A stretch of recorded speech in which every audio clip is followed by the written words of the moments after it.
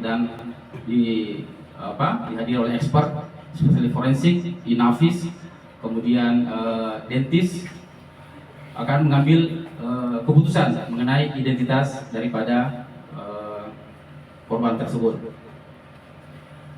Kami harus jelaskan bahwa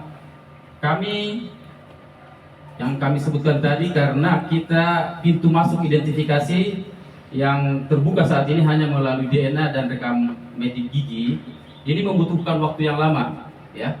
Disampaikan Pak Kabid Humas, lab laboratorium pemeriksaan DNA untuk di Polda Sulut belum ada, sehingga sampel yang akan kami ambil saat ini dari korban maupun sampel pembanding dari keluarga, mudah-mudahan terkumpul semua hari ini. Kami jadwalkan, jika masih terburu waktu, masih ada penerbangan malam, kami akan coba berangkat.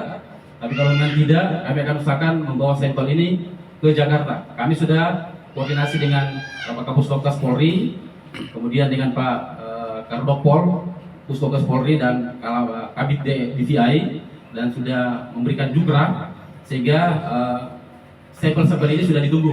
Mudah-mudahan kami bisa mendapatkan sampel pembanding ini ya hari ini, sehingga besok kami bisa tindak lanjuti untuk pemeriksaan di Jakarta. Oleh karena itu kami mohon waktu kepada seluruh masyarakat, keluarga korban, ya kami mungkin butuh waktu, ya, tidak sesegera keluar hasilnya. Intinya kami akan berusaha secepat mungkin hasil daripada lab DNA akan keluar, pemeriksaan postmortem juga sudah keluar. Segera kami akan lakukan rapat rekonsiliasi dan hasil akan segera kami rilis ke masyarakat ataupun ke media. Kebakaran yang terjadi tadi malam, saya mulai dengan kronologisnya. Kami jam 8 mendapat informasi dari tim reserse bahwa terjadi kebakaran. Kami langsung terjun, tim Dokpol dan tim DVI, untuk melaksanakan fase 1 identifikasi DVI. Jadi fase 1-nya adalah olah TKP. Kami sudah sampai di TKP jam setengah 9.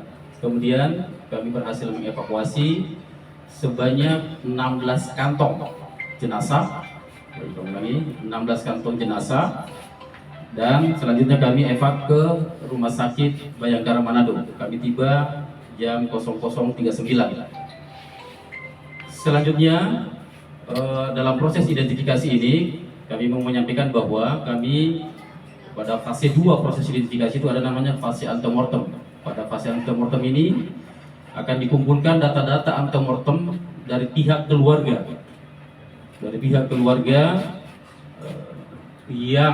Yang menjadi korban.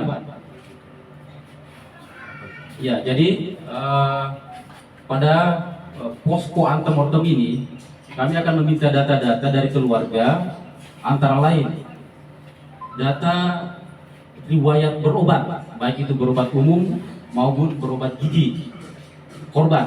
Misalnya mengetahui pernah berobat gigi di mana, ada rekam mediknya, ada riwayat berobatnya. Yang kedua, data-data yang terdapat sidik jari dan dihadiri oleh expert, spesialis forensik, inavis, kemudian dentis akan mengambil keputusan mengenai identitas daripada korban tersebut.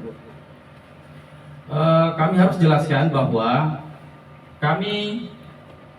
yang kami sebutkan tadi, karena kita pintu masuk identifikasi yang terbuka saat ini hanya melalui DNA dan rekam medik gigi, ini membutuhkan waktu yang lama, ya. Disampaikan Pak Kabid Humas, lab laboratorium pemeriksaan DNA untuk di Polda Sulut belum ada, sehingga sampel yang akan kami ambil saat ini dari korban maupun sampel pembanding dari keluarga, mudah-mudahan terkumpul semua hari ini.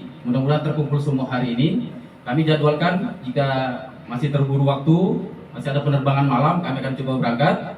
Tapi kalau memang tidak, kami akan usahakan membawa sampel ini ke Jakarta. Kami sudah koordinasi dengan Bapak Kapusdokes Polri, kemudian dengan Pak Kardopol, Puskokes Polri, dan Kabid DVI, dan sudah memberikan jukra, sehingga sampel-sampel ini sudah ditunggu. Mudah-mudahan kami bisa mendapatkan sampel pembanding ini ya hari ini, sehingga besok kami bisa tindak lanjuti untuk pemeriksaan di Jakarta. Oleh karena itu kami mohon waktu kepada seluruh masyarakat, keluarga korban, ya kami mungkin butuh waktu ya, tidak sesegera keluar hasilnya. Intinya kami akan berusaha secepat mungkin hasil daripada lab DNA akan keluar, pemeriksaan postmortem juga sudah keluar. Segera kami akan lakukan rapat rekonsiliasi dan hasil akan segera kami rilis ke masyarakat ataupun ke media.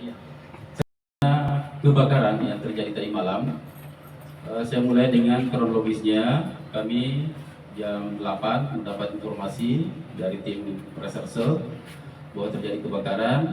Kami langsung terjun, tim Dokpol dan tim DVI untuk melaksanakan fase 1 identifikasi DVI. Jadi fase 1-nya adalah olah TKP. Kami sudah sampai di TKP jam setengah 9. Kemudian kami berhasil mengevakuasi sebanyak 16 kantong jenazah. 16 kantong jenazah. Dan selanjutnya kami evak ke Rumah Sakit Bayangkara Manado. Kami tiba jam 00.39. Selanjutnya dalam proses identifikasi ini kami mau menyampaikan bahwa kami pada fase 2 proses identifikasi itu ada namanya fase antemortem. Pada fase antemortem ini akan dikumpulkan data-data antemortem dari pihak keluarga. Dari pihak keluarga yang menjadi korban.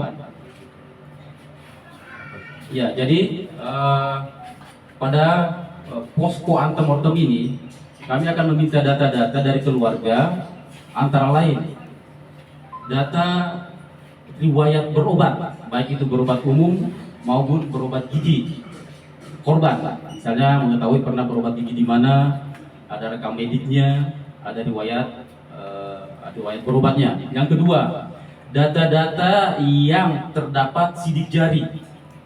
Data-data yang terdapat sidik jari, apakah di KTP-nya ataupun di mana saja, ya, ataupun di ijazah. Biasanya di ijazahnya kami sangat membutuhkan data-data tersebut.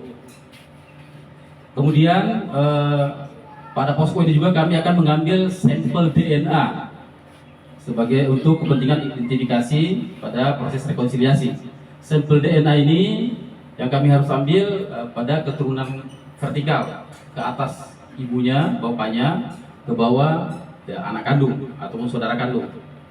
Jadi kami berharap bantuan dari seluruh masyarakat yang merasa keluarganya ada dalam daftar korban segera mendatangi kami di posko antemortem yang ada di Rumah Sakit Bayangkara.